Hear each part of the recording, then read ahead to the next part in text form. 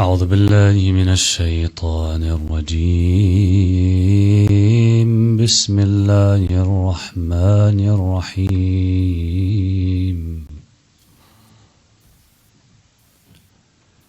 صلى الله عليك يا سيدي ويا مولاي يا رسول الله صلى الله عليك وعلى آلك المظلومين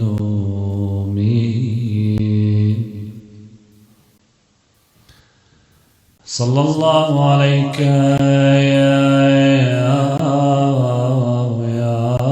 سيدي ويا مولاي يا أبا عبد الله غريب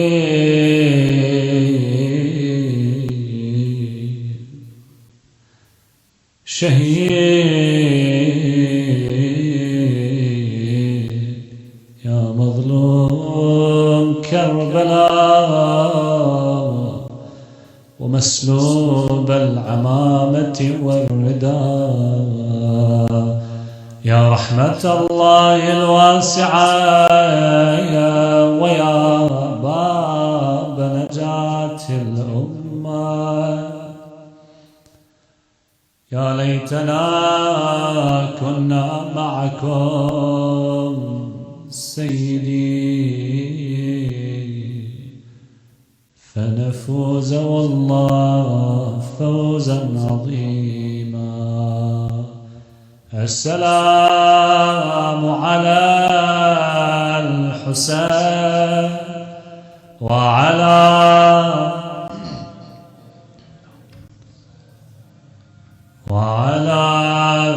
أولاد الحسين وعلى أصحاب الحسين ورحمة الله وبركاته. أما بعد، يقول الله تعالى في كتابه الكريم: بسم الله الرحمن الرحيم لقد كان في قصصهم عبرة لأولي الألباب. Quran, Surah number 12, Surah Yusuf, Ayah number 111. In their stories, there is truly a lesson for people of reason. Please recite salawat ala Muhammad wa ali Muhammad. Allahumma salli ala Muhammad. When we embark on a mission to reform a community or a society, there is something that is essential that we need, which is experience. We need to be experienced enough in life. Why? Because it is a very challenging thing to go and want to reform or rectify the course of a certain community. It's a very difficult thing to do. There will be challenges that we will face. And so we will need to be experienced enough in different aspects in life. In how humans work, in psychology, in sociology, right? In spirituality, in emotions. Different areas, in history even. Experience is very important. And one of the things that reminds us of this is what I mentioned, I remember a few times so far, and that is the battle between Muawiyah and the commander of the faithful, Amir al-Mu'mineen, Ali bin Abi Talib, alayhi salam.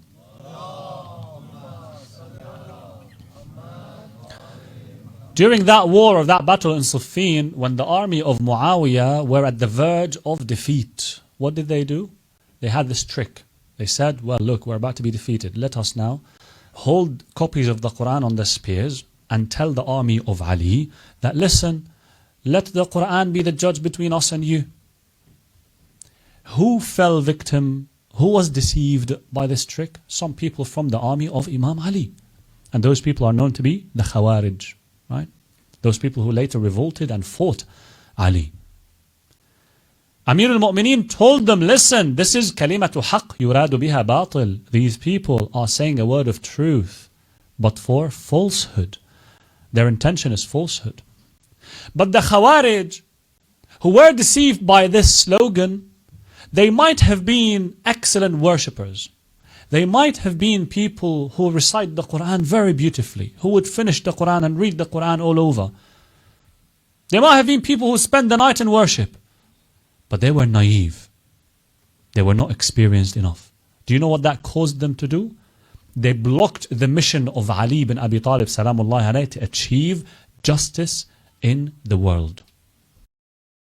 They were the hindrance. They were the obstacle. They didn't allow Amir al-Mu'mineen salamullahi alayhi to finish his mission properly. Why? Naivety, inexperience. They were not experienced enough in politics to understand that this Muawiyah is someone who is not who he's claiming to be. These slogans are just slogans. So experience is important. A narration from Amir al-Mu'mineen, very beautiful, a very deep one, that he said, "Al-aqlu gharizatun tazidu bil-ilmi wat-tajarub."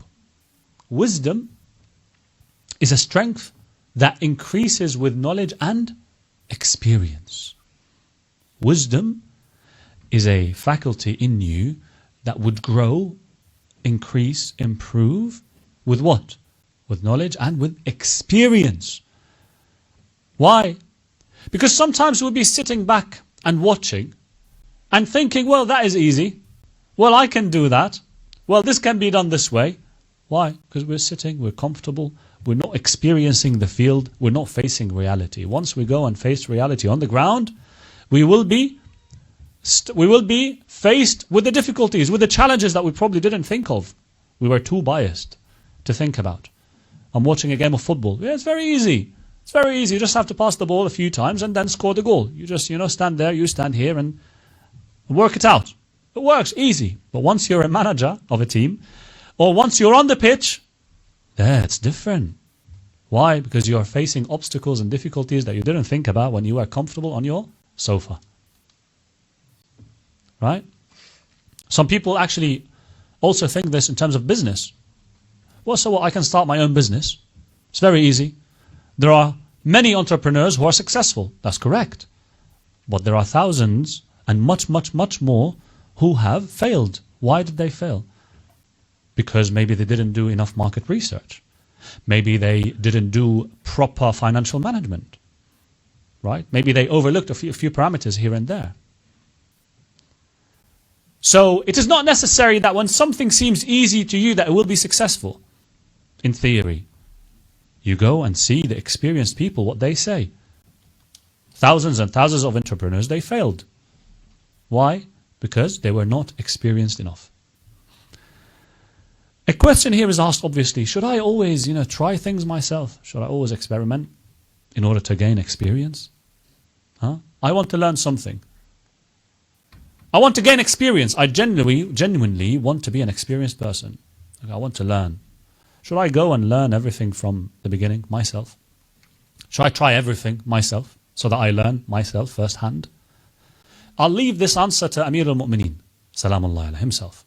In Nahj al-Balagha, a report that said Amir al-Mu'mineen Salamullahi alayhi addressed his son Imam al-Hassan. Listen how beautiful this is. He said, فَبَادَرْتُكَ بِالْأَدَبِ قَبْلَ أَن يَقْسُوَ قَلْبُكَ وَيَشْتَغِلَ لُبُّكَ.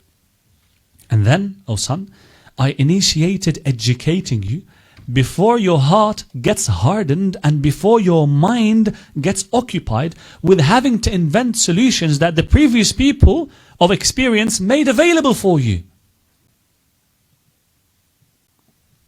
Amir al-Mu'mineen is saying to Imam al-Hassan, I taught you what previous people have experienced so that you don't have to go through the same experience. I gave you the conclusion on a silver plate. And hence, you'd be exempted from seeking help from others. You don't have to go and struggle and go through the same hardship again. And hence you'd be exempted from seeking help from others and protected from the suffering of experience. Experience is not something very easy, most of the times. Yeah, so a lot of times we learn through pain, through hardship. And so came to you easily what we sought with hardship. And it is clear now for you what might have been obscure for us. Amir al-Mu'mineen Salamullahi alayhi is telling Imam al-Hassan here very clearly that, look, There is something that is called human experience. You don't have to relive what people have lived.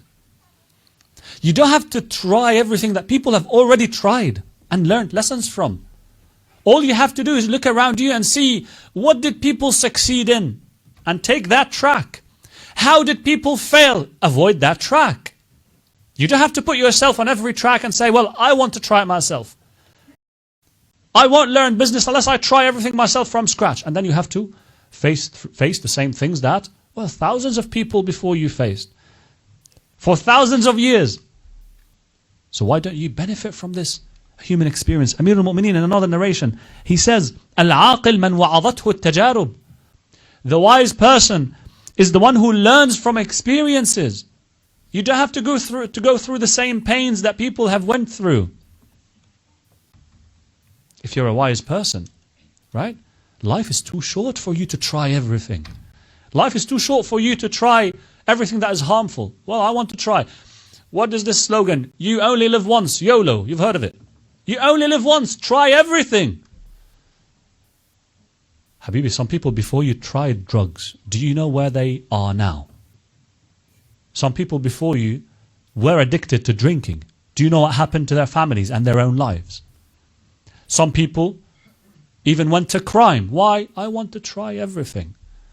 That's how shaitan starts working, right? A bit by bit, step by step, it takes you to crime even. No, you don't have to try everything. It's not wise to try everything. Try that which takes you to be successful. Yes, absolutely. Go for that. But learn from the lessons of the people before you. Not just before you, not just the nations that passed. People around you. People around you are a great asset. They also are offering you their experiences, sometimes with a piece of advice. In the past, it was used to be, or there's a saying in Arabic, that if someone gives me an advice, they deserve a camel. The Arabs used to say that. A camel. Do you know what a camel is? A camel is like today's Lamborghini. It's like a great means of transport in the desert, which gives me milk, right? Whose legs and feet don't sink in the sand of the desert. It's a very amazing creation, the camel. Allah says, you know, there is a reason that Allah says, أَفَلَا يَنْظُرُونَ إِلَى الْإِبِلِ كَيْفَ خُلِقَتْ. Do they not ponder and look at the ibil and the camel, how they were created? A great creation from the creation of Allah subhanahu wa ta'ala. If someone gives you a piece of advice, you should pay gold for it. So, our age is limited.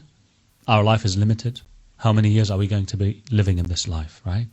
Isn't it wise that you actually improve or increase or multiply the span of your life, the effective span of your life, by adding the experience of the people around you?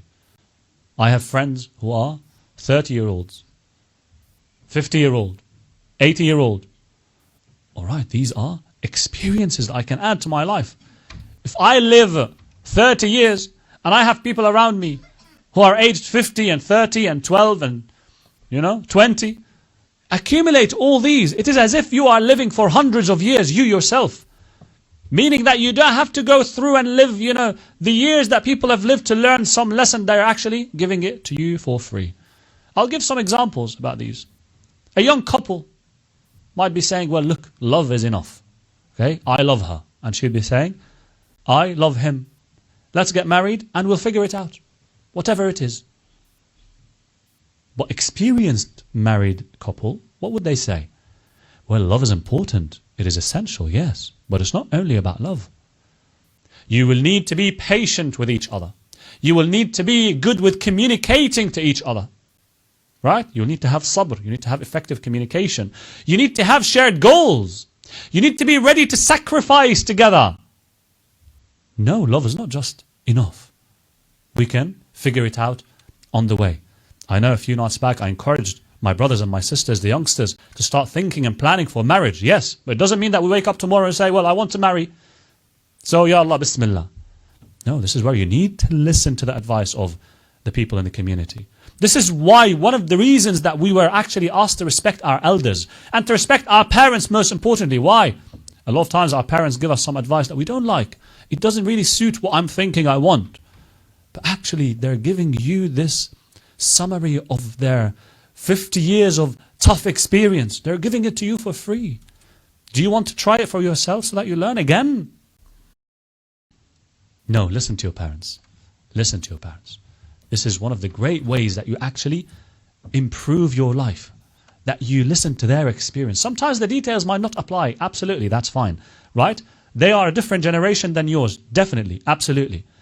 But there is a common element in these experiences. They are human. You are human too. Humanity didn't change that much in one generation. So there is some truth about the advice that they give you. So listen to it.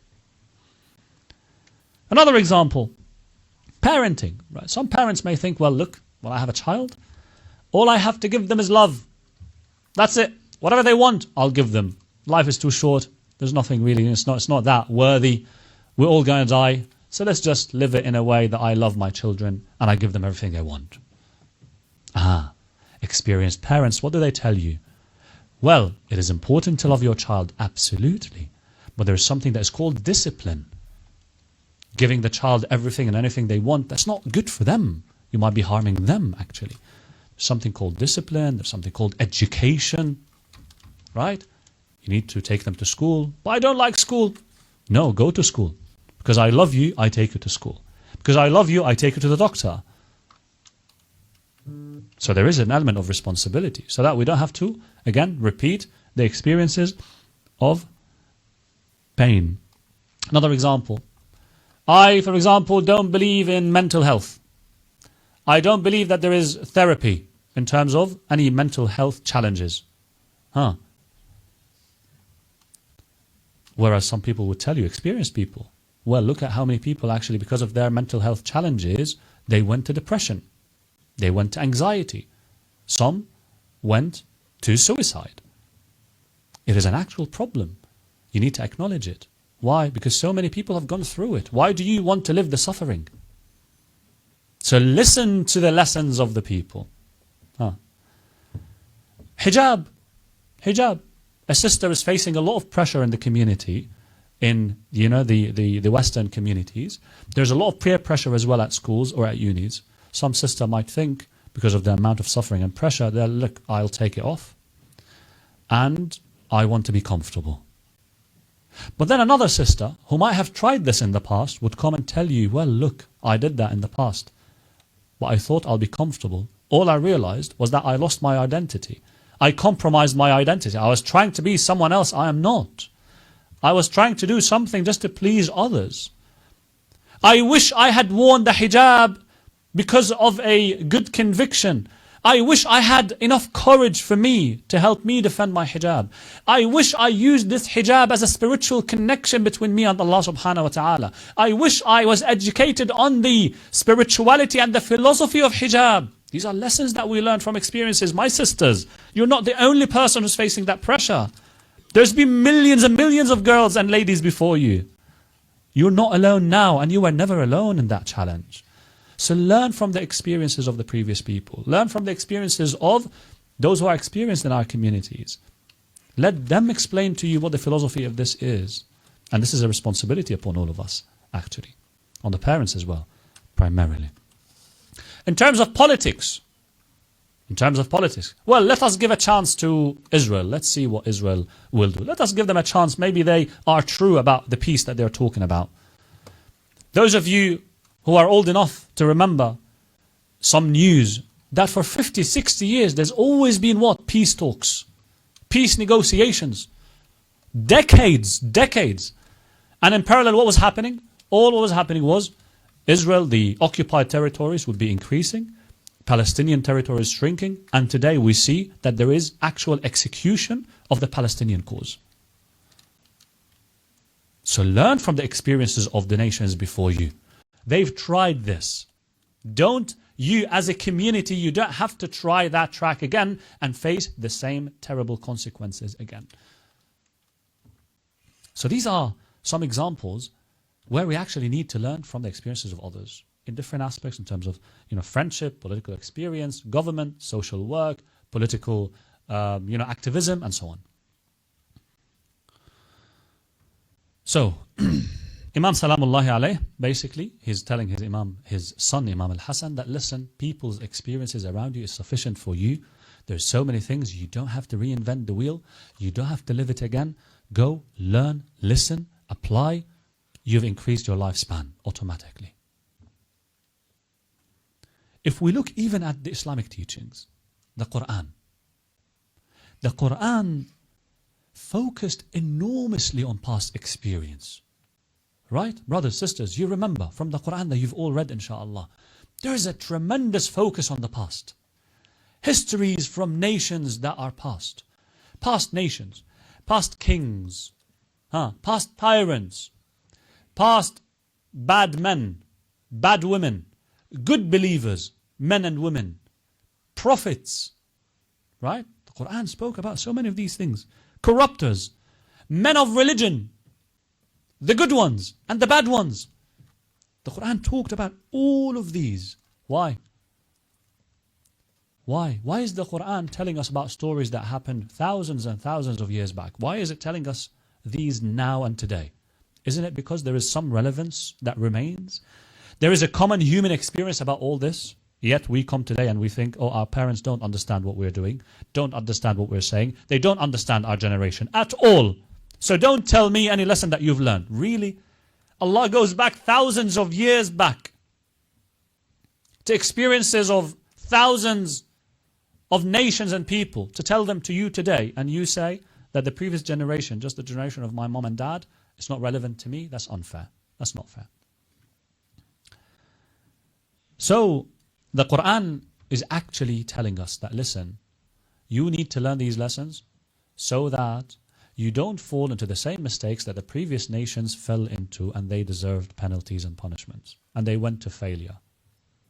To tell us that there were good examples back then in this history, learn from it, apply it, take that same path. This is a successful experience. You don't have to repeat it and go through the whole pain again and learn. I'll give examples. The Qur'an talked a lot about many prophets. The Qur'an mentioned so many prophets. Prophets who suffered. Prophets who are the greatest creation of God on earth. Who are the men of God on earth.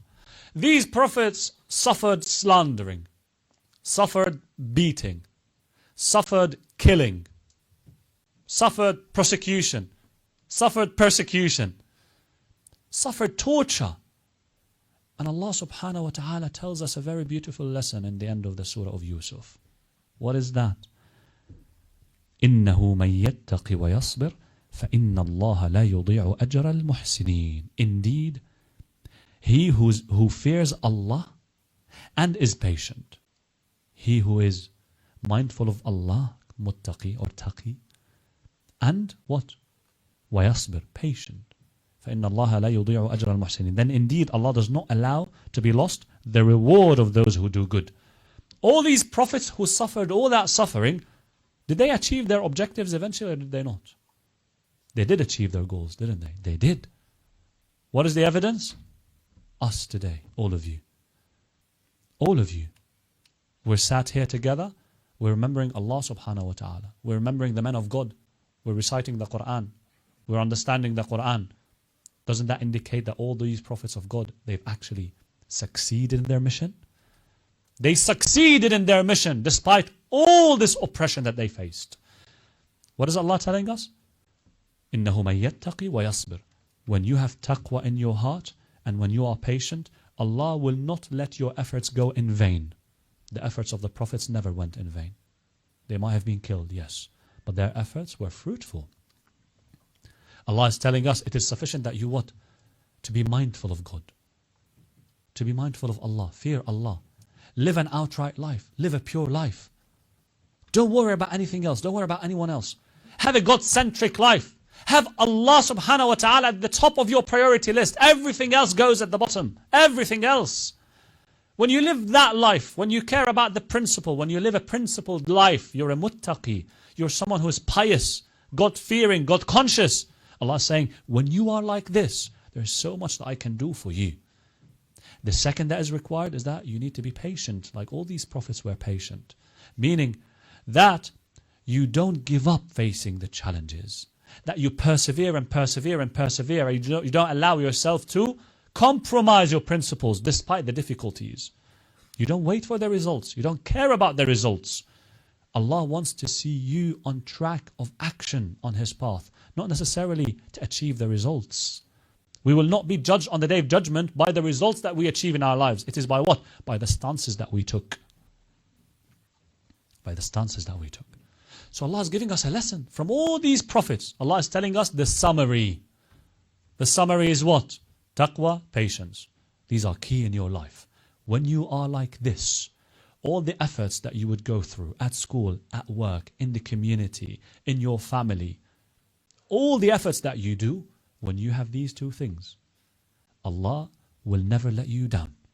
Your efforts will never go in vain, even if it might appear that, well, you lost everything. So what was the point? No, never. Never. That's a promise from Allah subhanahu wa ta'ala. That's a promise from Allah subhanahu wa ta'ala. He will bring the fruit at the right time, inshallah. So that's one example. Other examples Allah subhanahu wa ta'ala is telling us so that we learn lessons as well from them is the tyrants, the kings, those who are so arrogant in their government, in their rulership. Fir'aun or the Pharaoh, Allah subhanahu wa ta'ala tells us a lot about this person. Why? Someone who was there thousands of years ago. What is the lesson that you and I learn from him? A person who transgressed so much, a person who was so arrogant that he would defy Moses, that he would actually want to compete with God.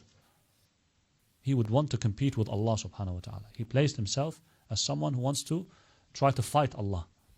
He would order his minister, build me a long tower so that I reach this God of Moses. What did Allah say about him? Surah number 10.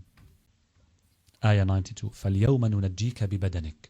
After Fir'aun was drowned, after Fir'aun was destroyed, Allah tells him, so today we will save you in body. Allah saved his body. And the body of the Pharaoh is preserved in that tomb.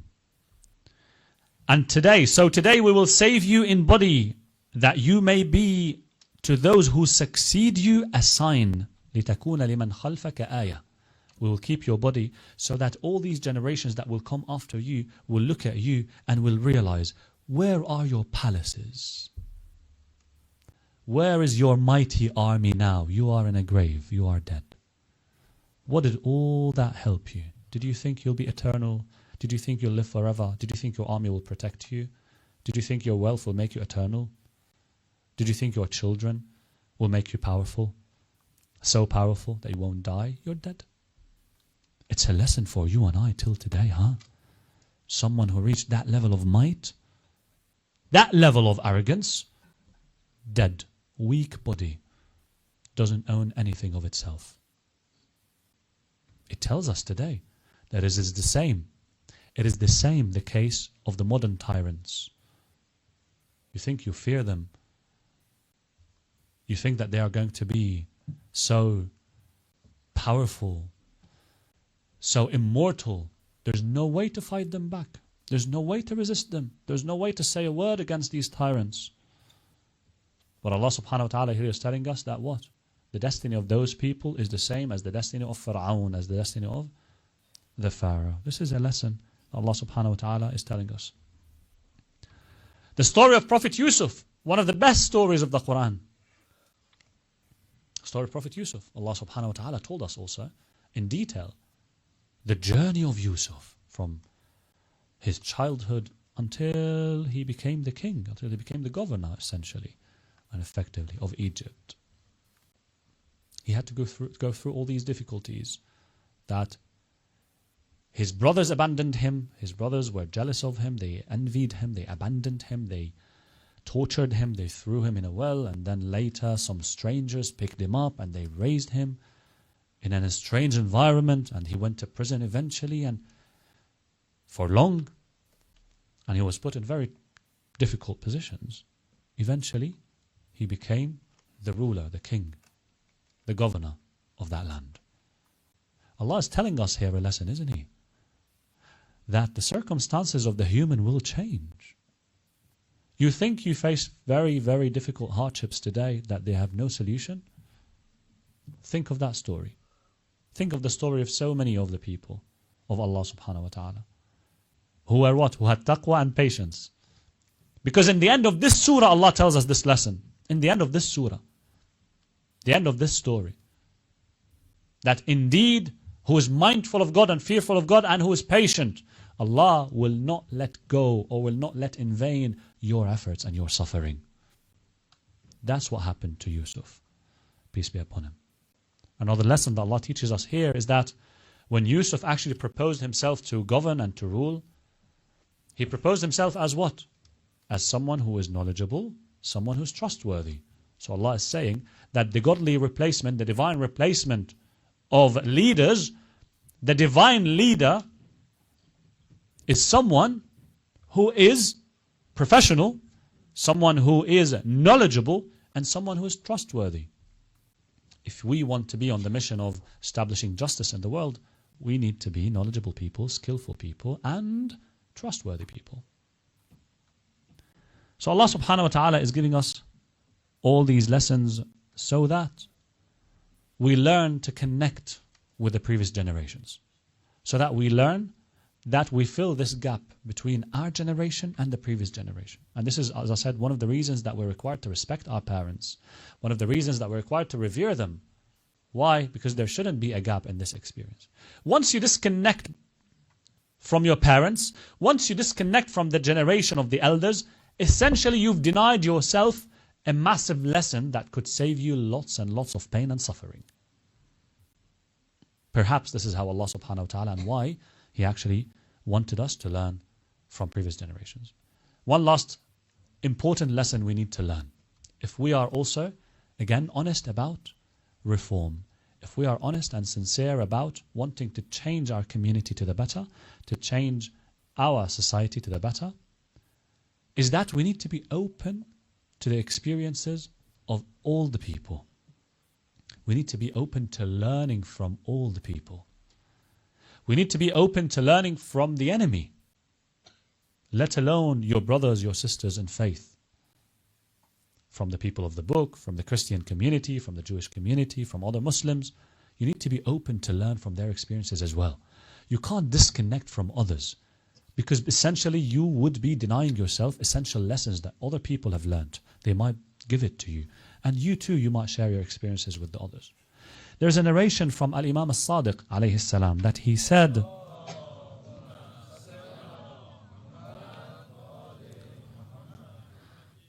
and see how you should learn even from the kafir, even from the disbeliever. He would say, Al-hikmatu dallatul mu'min. فَحَيْثُمَا وَجَدَ أَحَدُكُمْ ضَالَّتَهْ فَلْيَأْخُذْهَا. Wisdom is the lost property of the believer. Wherever one of you finds it, let him take it. Wherever you find knowledge, take it, learn, listen. Listen and evaluate and judge. You don't have to implement everything that you're told. At least assess and analyze. But listen. At least listen.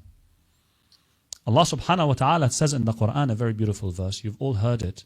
Let me repeat it.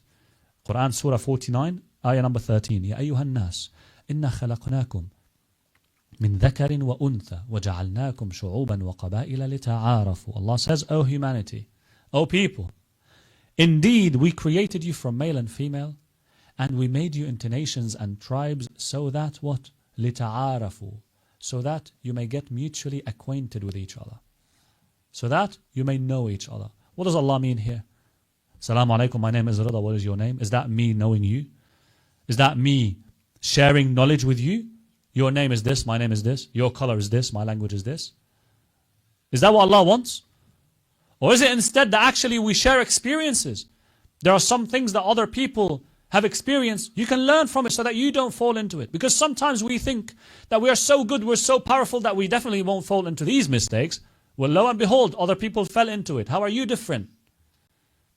So go and learn from the other nations. Go and learn from the other people. Listen to their experiences.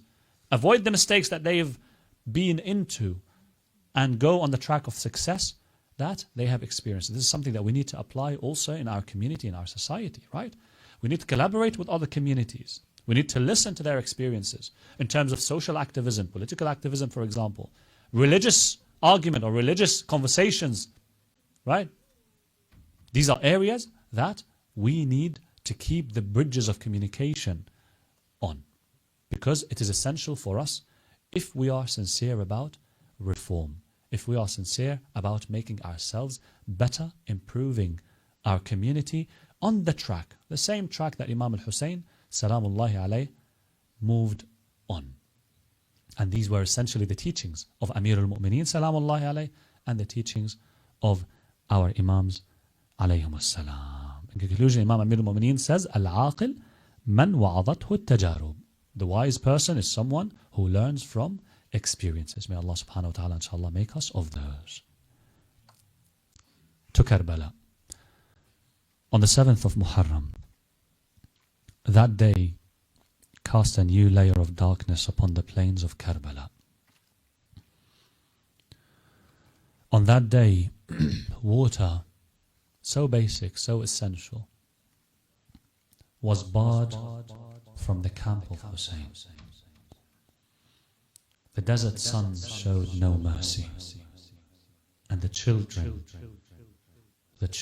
cried, Al-Atash, I'm thirsty, I'm thirsty. And every cry sliced through the hearts of the family of Rasulullah like a blade. Al-Atash, Al-Atash.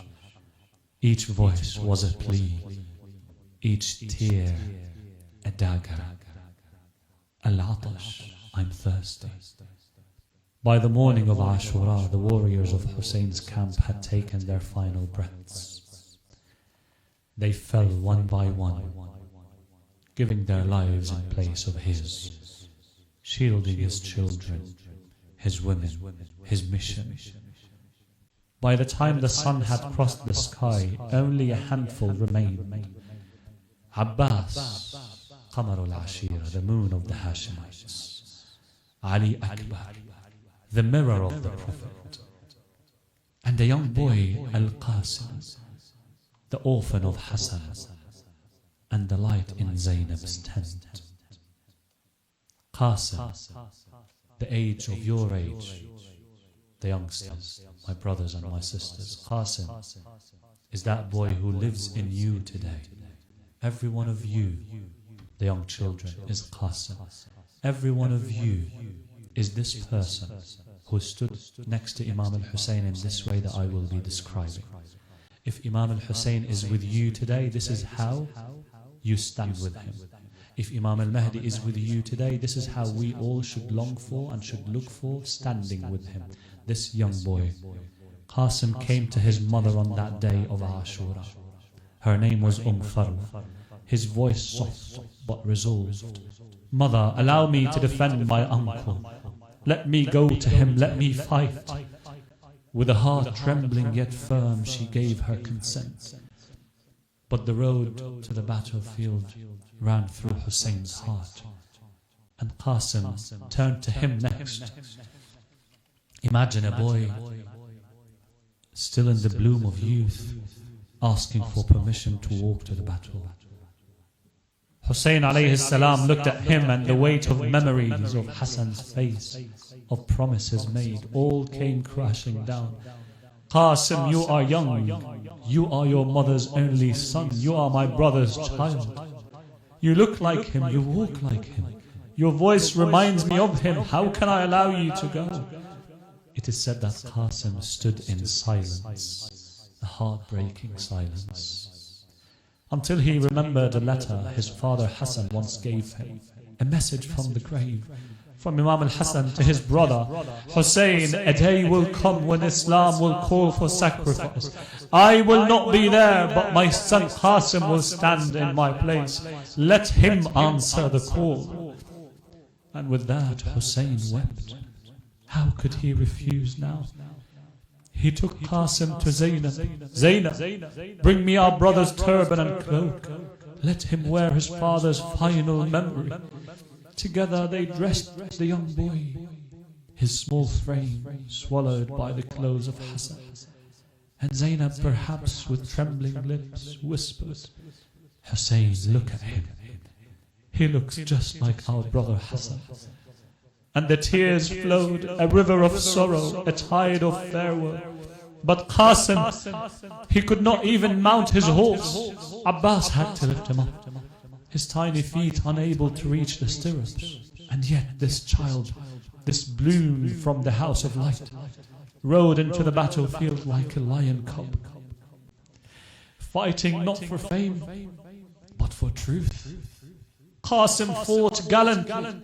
He struck the enemy with courage, slaying over a dozen men despite his thirst, despite his youth. But then one coward crept behind him and struck Qasim on his head. The blood poured. The boy, tired, parched for 3 days, fell from his horse, and with his last breath called, Amma, Ya Husayn, my uncle Husayn, help me.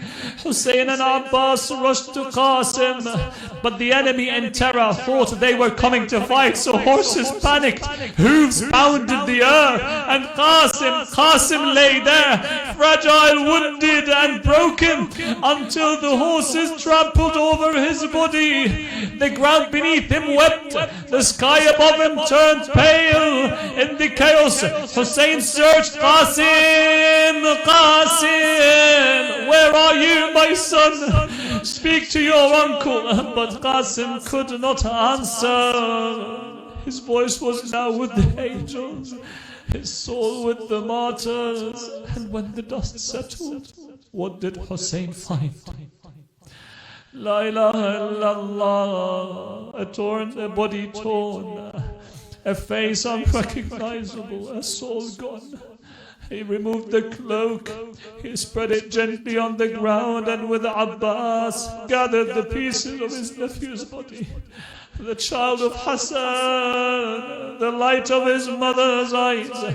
When he reached the camp, he cried, Zainab, oh Zainab, help me, oh Zainab. My heart is broken, and the heavens heard the echo, Wa Qasima, Wa Qasima. Inna lillahi wa inna ilayhi raji'un. Wa sayalamu alladhina zalamu ayya munqalabin yanqalibun. Wal 'aqibatu lil muttaqin. إلهي بالزهراء وأبيها وبعلها وبنيها والسر المستودع فيها فرج عنا يا الله يا الله يا الله يا الله يا الله يا الله يا الله يا الله إلهي بجسد الحسين ورأس الحسين وصدر الحسين ودم الحسين وبالقاسم ابن أخي الحسين يا رب الحسين بحق الحسين اشف صدر الحسين بظهور الحجة يا الله إلهي عجل ظهور صاحب الزمان إلهي hasten the reappearance of our Imam. Ya Allah, support us to be of His supporters. Ya Allah, accept our shuhada and elevate their status with you, with Muhammad wa Ali Muhammad.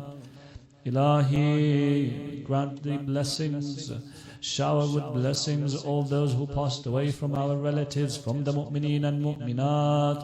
Ilahi, they are your guests and you are the best host. Ya Allah, we ask you that you may grant the quick and speedy and complete recovery to every ill of the mu'mineen and mu'minat, especially members of this community, especially attendees of this majlis and their relatives. Ya Allah, Ilahi, we ask you that you may grant the hajat of everyone in need. Ya Allah, acceptance of your du'as. To the souls of the marhumeen, of your relatives, to the souls of the shuhada, to the souls of the ulama, for the preservance of our ulama, for the victory of the oppressed over oppressors around the world. Please recite Surah Al-Fatiha with